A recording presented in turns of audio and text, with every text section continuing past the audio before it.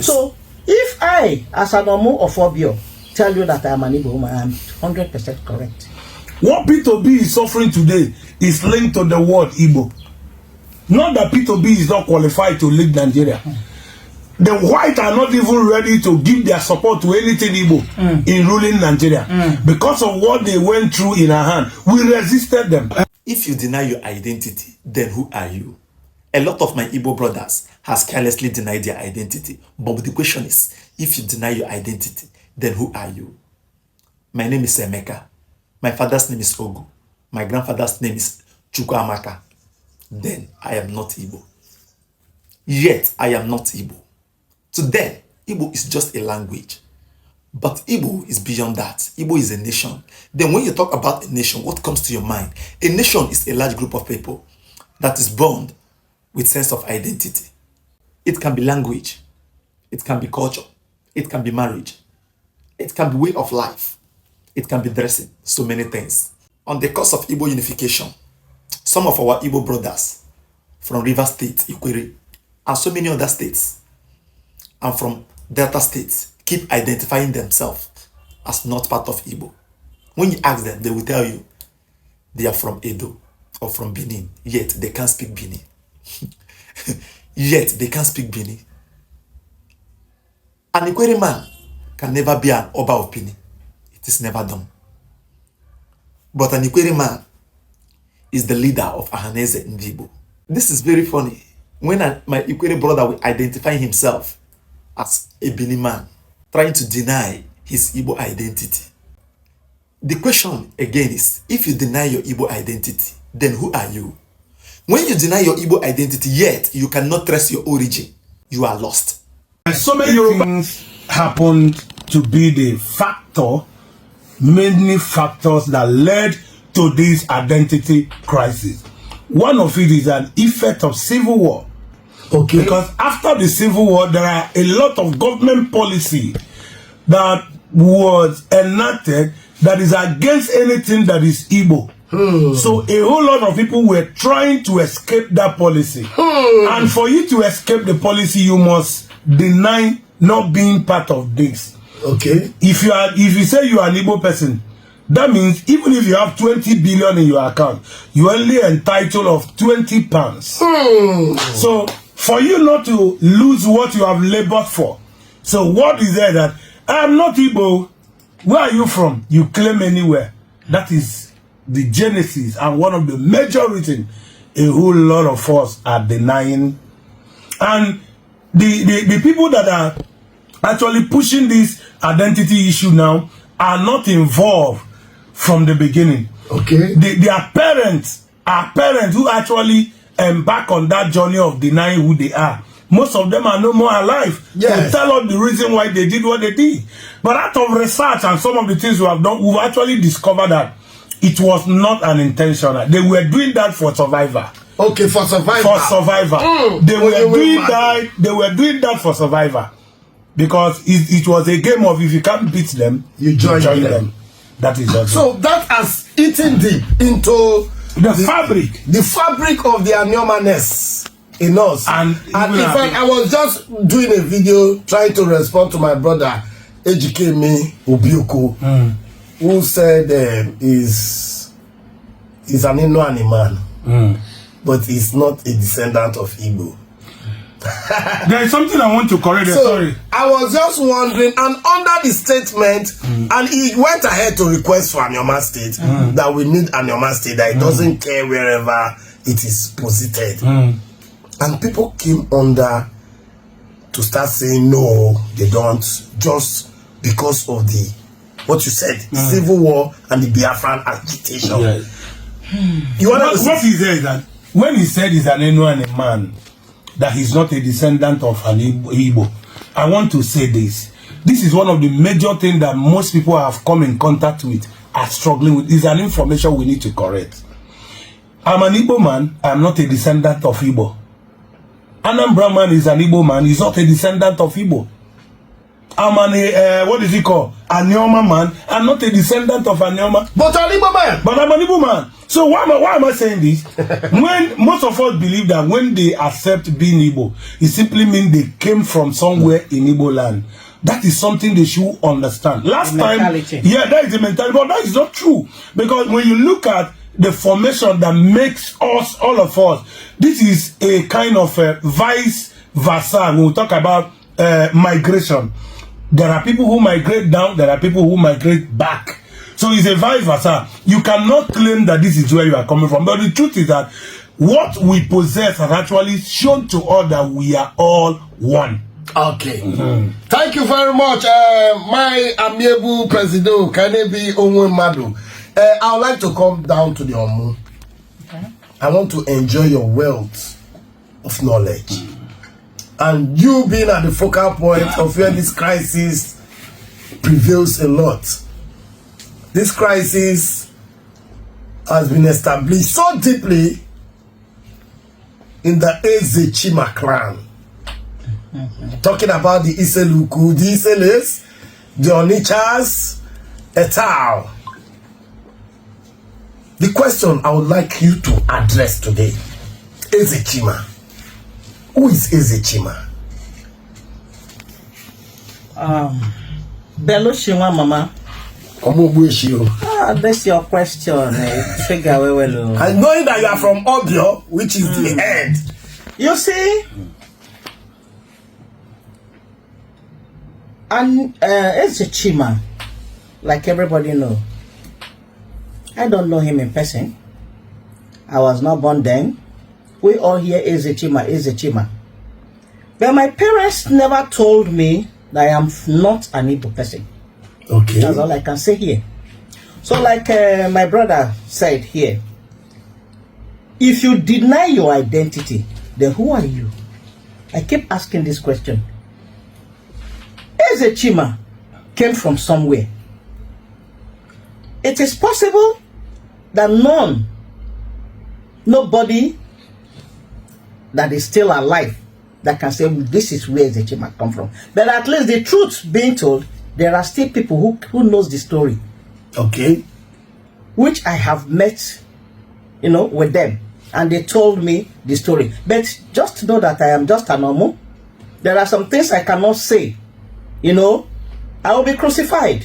But I know where I'm coming from. I keep saying it. I have said it times without number. I've said it before. I'm saying it again. I am an Igbo woman. My parents never told me I am from Yoruba or Hausa. My grandparents never told me. My forefathers never told me. So, if I, as an Omu of Obio, tell you that I am an Igbo woman, I am 100% correct. Is Eze Chima an Igbo man or a Bini man? That is what I cannot say. When you to support Mama in her submission, the word, there are things you need to know. Having preserved that name, Eze Chima, you should know that name, that word actually belongs to a certain language family. Okay. So who are the people? Where do you find that such word, Eze and Chime or Chima? It falls under the Igbo language family. So that means Eze Chima to have had that name shows that he's an Igbo man.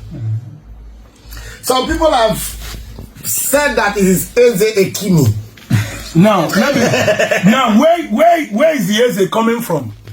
If Ekimi should be at the end, where is the Eze coming from? You see, one thing we should do is this. Our people, it's time we begin to tell ourselves the truth. What I see among our people is inferiority complex. I use the word and fear of the unknown. And fear of, there is nothing to fear. There is nothing like unknown to be fear of. Coming out to say this is who I am, because you have looked at your tradition, you have looked at your culture, your name is there. When we look at you as a human being, there are characters that you possess. Anyone a man cannot behave like an Hausa person. It's not possible. Anyone a man cannot behave like an Yoruba person. Anyone a man cannot behave like Isoko and Ichekiri person. But when you see an anyone a man and you see an Icha person, there is nothing different in character. Even in physics, when you look at his physical build and all that, culture, nothing tells you know that we are nothing but one. But I just told you that something happened. The word Igbo has been under a kind of attack. Not even from today.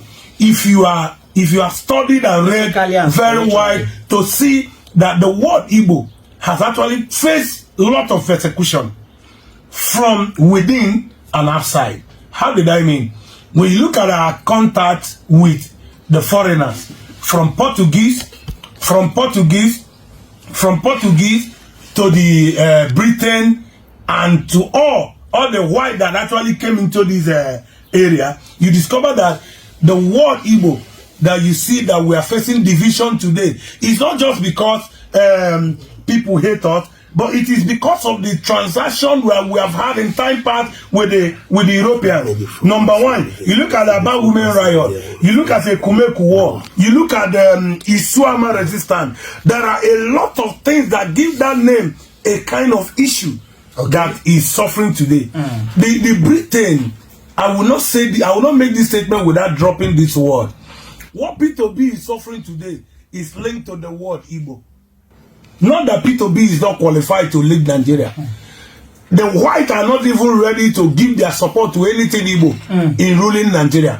Because of what they went through in our hand. We resisted them. Yes. Yorubas were very easy to penetrate. Hausas were very easy to penetrate. The Portuguese who came through Iguacha, the River State, were chased because our people were seeing it. They were strange to us. We never saw something that were coloring that way. They were chased. They run through the sea down to the west, where they meet the Yorubas, who are the Oduduwas. They were easy to blend. And for that, up to today, Britain is still keeping that.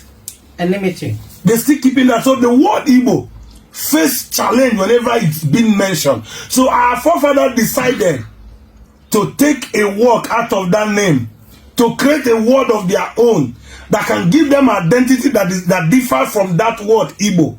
But they started this journey from a very long time, which has taken over 10 to 50 over 10 decades, over 100 years, that this issue of trying to separate us themselves from where they're supposed to be. Till now, it's more than 2 cents. But the Ekumeku, that's but then I like to highlight it Ekuneku because you don't speak. That war was not fought across the Niger. Yes. And it was called Igbo resistance. Igbo resistance. In fact, they called it the Western Igbo resistance. Yeah. Now, that war was fought around the Anioma, and not Anioma is a political statement. The Enuani region. It was fought there. Well, let me say what you are just saying. We had the white had a lot of encounter with us. There is Isuama resistance.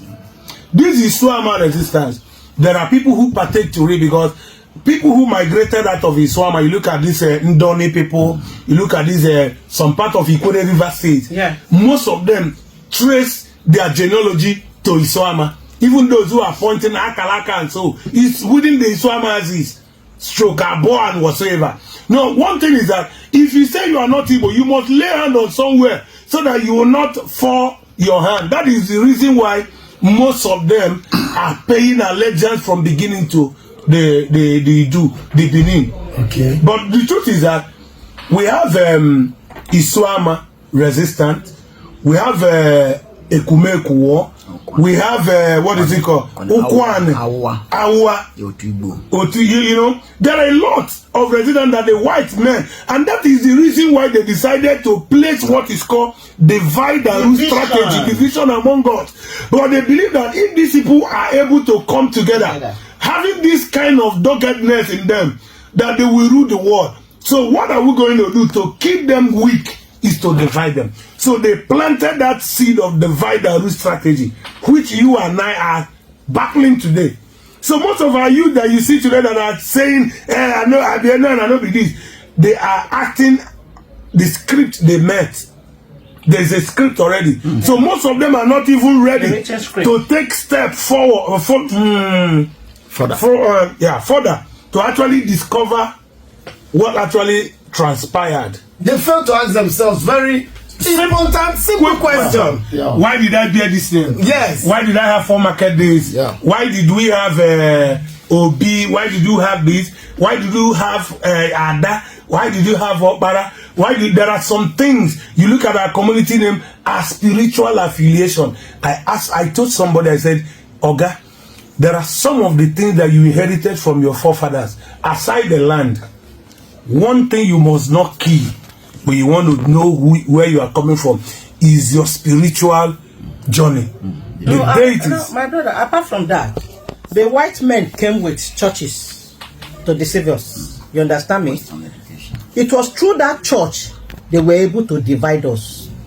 When they take the woman, they take the children.